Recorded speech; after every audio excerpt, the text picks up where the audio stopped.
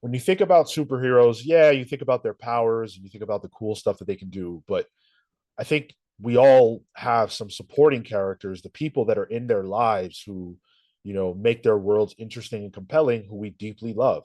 The story of Spider-Man is not the same without Aunt May and Mary Jane and Harry Osborn and Gwen Stacy and everybody else. And you could say the same for Superman and a bunch of other characters, Batman in particular. But what has happened, what I've observed over the last decade ish, is a moving away from the non superhero aspects of these characters' lives, which has led to their supporting cast being less important. And I track that to the death of Alfred because Batman's stories, now everybody in his life is a superhero. Even though Jim Gordon is not technically in a costume, he gets down. He's a part of all that stuff that goes on. So there is really no one in Batman's world who isn't suiting up in some way. And I personally feel like Batman stories are weaker when you don't get any connection to Bruce Wayne. Even if you say, forget about Alfred, where are his girlfriends? Where are his girlfriends? Where's his just anything to make Bruce Wayne important through the supporting cast? And we talk about Morrison's Batman when we tackle that for the book club. What I noticed on that read through, that reread through, was the focus on Jezebel Jet. Like Bruce Wayne still, even through some of the most wackiest Batman shit possible, still needed to be Bruce Wayne.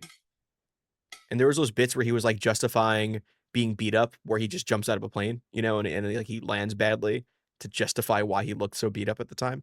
But like I think that's a good Batman story. It's a good give and take. He doesn't have to be overdone, but I think having that human side, having his girlfriend, having like Lucius Fox around. Lucius Fox, once Alfred died, they were like, oh no, what do we do? They slaughtered Lucius Fox in that same spot right after that. So I think yeah, there is a distinct limit of that, or the supporting cast all become superheroes as well, or superhero powered characters. And I have a really, I guess, nihilist take on that, in so much as that the supporting characters, because it's IP they can bank on down the line. If you add Blue Beetle as a supporting character and he gets popular, then you could spin him out to have a Blue Beetle book. And I feel like it's almost like time investment for these big companies. Why put in a time investment for, I don't know, Janet from HR, who is a side character in G. Willow Wilson's Poison Ivy book? That's a book that's actually doing it right now. But why put that investment into Joe Schmo, who just happens to be Spider Man's friend, when you can make him Hobgoblin? I- but it's one of those things where it's like, let's say the Blue Beetle example, right? And let's say he doesn't have um uh his family. We're not necessarily dealing with a Ted Cord, but a Jamie Reyes, right? And so he Yeah. has his family around him.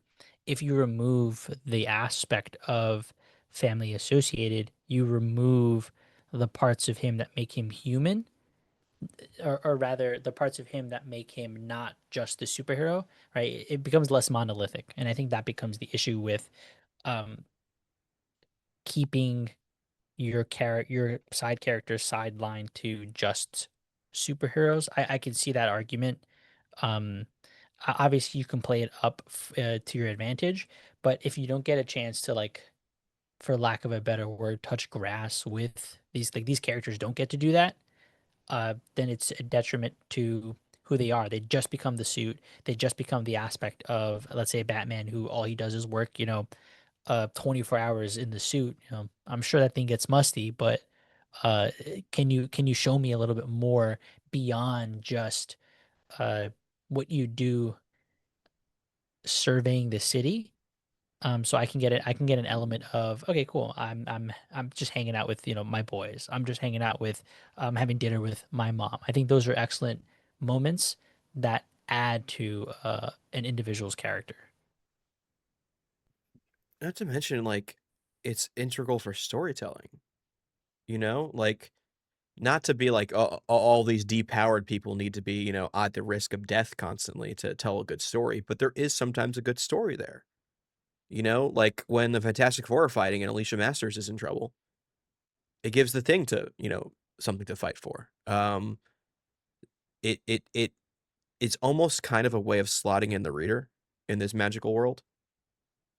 You know, I was a big fan of Carly Cooper during Slott's Spider-Man run, as, you know, Spider-Man's girlfriend. And I liked how she was, you know, she was a forensic, very, very, Barry Allen of her. But she worked for like the police department, and that dynamic compared to Peter being Spider-Man. And like that was a secret for a good time. So like there's drama there because it's such different worlds that I think you lose when Batman can only talk to 50 Robins. Yeah, and I think Fantastic Four is an example where I think those books have gotten a lot more interesting as they've added supporting cast members, like the kids, not even just Reed and Sue's kids, but Thing's kids, and how fun those characters are, funny, and it just gives that book a new life. And I think if you look at like Superman books right now are really great. There's just generally great storytelling going on, but you still have characters like Jimmy Olsen, who you know is a good friend and an ally to the group. And when something bad happens to him, that matters to everybody in the book. Lex is in a spot where he's normally he would just be the antagonist, but now he's actually in a weird area where he kind of is a supporting character. Um, and I just think that those dynamics are as important to superhero comics as what happens while these characters are in costume and just fighting the bad guy. And I think that pretty much every book I read right now that I can directly feel has lost that component is worse for it. It's in the DNA of what these stories are. You know, like Rick Jones was around for the Hulk at his inception. um Aunt May is around. Alfred was around. It like the core tenets of superhero characters always had that person in the story when they were made. Wyatt Wingfoot hanging out with the Human Torch and Fantastic Four. You know, like those characters don't even show up anymore. Well, what was the Justice League had some too. They were like these teen heroes that were in the Justice League. They weren't heroes, but they were just like normal people. But they had those too. Like it's rampant throughout. And I'm I think that was there for a reason, which we just lost. I'm reminded of the most recent run of Spider-Man. You know, the moment that you have that Peter has in a flashback with Aunt May, and how that relates to the current moment that he's in, also with a friend, right? And that dynamic and how those things relate. All of that is primary to the secondary action, the secondary risk and threat that's being involved. Those become the emotional beats of the story that I think for our sakes were the best parts of the story. And doing more of that, what Joe Kelly was doing with Laraz, what making the book more interesting and making the book, for what it's worth, more emotional. That was the core of those first what 5 6 issues. I love that stuff. I have a, I mean, I think, you know, anyone who's watched a soap opera, almost a drama show of any kind, at some point or another, there's character dynamics that become hot and the readers pick sides and you know who they like, who they don't like. And I can think of, you know, Paul as an example in the Zeb Wells run where he was a magnet, he was a lightning rod for people's feelings. And so many misunderstand why that's a good thing. Paul added a lot of value to that run by being the wedge between Peter and MJ, and also a target for Peter's anger at a point or two, which made the book way more compelling than if the only thing it was about was Peter's adventures as Spider-Man. We went like a whole year in that book in Spider-Man waiting for Peter to snap or waiting for that confrontation. You know what that is for a Yeah. whole year? That's drama. Whether you like it or not, it is, you're still reading it. You know what I mean? But like, it is compelling. You don't have to like the situation to enjoy the book, if that makes sense. Like, it was a compelling year of comics. And then when I mean, yeah, he got like the Sin Eater Osborn thing that made him go crazy or whatever, right? And he had the black suit. But that page where he showed up in like the tunnel and he just locks eyes with Paul and he lunges after him, I was like, oh shit, here we go. But that was drama for a book. Put it another way, that year, that was sales, right? Like Sure. the drama of that converts into, damn, I want to find out what the beef is, what is going to be done about that. I need to buy the next issue. Ooh, they didn't do it about this one. All right, let me see if I stick around with the story. Oh, cool, this is compelling, but I still want to figure out what this is. That's like an end point that you can draw, that you can kind of pull forward and backwards in time as much as you need to the benefit of the book. Yeah, I really hope the situation changes. Again, it's not every superhero comic that has this problem, but a lot do. Um, Personally, I look at the Batman books, and it's hard when I see people argue that Alfred should be dead or that the books are better dead, because as Tyler pointed out earlier, in a smaller way, they've been trying to slot in an Alfred stand-in almost since they killed Alfred, and Alfred has actually come back in different ways throughout the years. Most recently, I'm pretty sure it's a fact. It's an announced fact now that he will be AI. So it's almost as if the writers themselves understand that this is a problem in the Batman space. Those books need Alfred. How much more interesting? How much more interesting is Gotham War if Alfred is there? Because now he's going to look at Damien and say, "You're going to cross your father like this." Like Yeah. what stance does he take? How does he center Bruce? How does he, balance the family? Those things are not there anymore. And he was in that specifically was a Catwoman Batman situation going on too. And that is Alfred has notoriously been the person Batman would go to talk about that dynamic, talk him down from it. Yeah, no, good point. We would have had somebody to bounce ideas off of, some feedback. Hey, Bruce, relax. Take a chopo. And at least, we kind of bag on the Chip Zdarsky run a bit, but that at least showed the vacuum of what happens when Alfred's not there. It showed how crazy Bruce got when he didn't have anyone to talk to anymore. He was essentially in his own echo chamber, which created failsafe and all of that. So that at least told that story, and it acknowledged the significant lack of the side characters. Damn, he's gonna be AI, dude. Taking Yeah, dude. everybody's job. He looks like a full body Zordon. Yeah. Seen some of the previews. Yeah. It looks good though. I mean, we'll see He's what gonna- Fraction does. he's like, run program, make me feel better. Sympathize.exe. Disable all safety controls. Oh, yeah.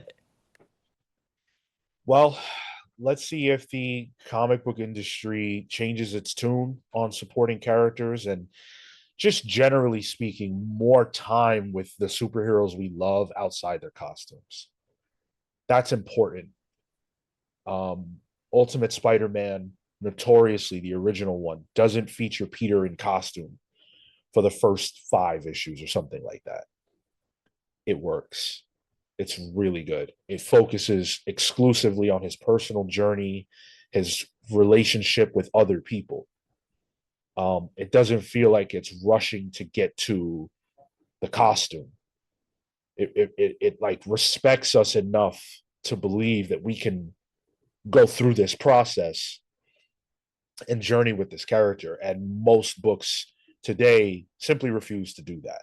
Some of that I do think is due to changing temperatures on the part of readers, but also just a lack of big two willing to try new things or different things. Do you have a character that you guys feel like is totally different without their supporting character? Like Yep. we've used the Batman example, but of the stuff that you're currently loving and reading that has that, um, yeah, what is that character for you? Daredevil, hands down. Mm. Daredevil doesn't work without Foggy or without his, he's always has a love interest, Daredevil. And that's the dynamic, him having to juggle that with his guilt and all that. That is a character that needs that groundedness. Sometimes if they're doing a more procedural courtroom type of comic at the time, it needs that whole legal team. That's the yin and yang of a Daredevil comic. Um, it's hard not to say Batman because it's the book that I feel the impact in the most. Um, but I think Spider-Man is non-functional without a supporting cast. And I think that they could, like, even though I do agree with what Marco said earlier that